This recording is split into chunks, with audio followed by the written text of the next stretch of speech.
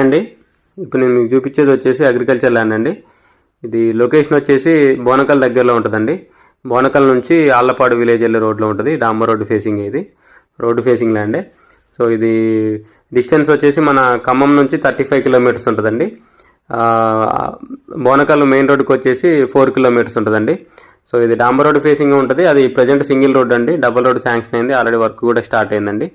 So ఇది total వచ్చేసి ఎకరం 10 గుంటలు అండి. అయితే ఎకరమే పాస్బుక్లో ఉందండి. సో పాస్బుక్లో ఉన్నంత వరకు మనం డబ్బులు పే చేయాలి. 10 గుంటలు యూజ్ చేసుకోవచ్చు. సో ఇదండి రోడ్డు కనిపిస్తుంది కదా, రోడ్డు ఫేసింగ్ ఉంటుంది.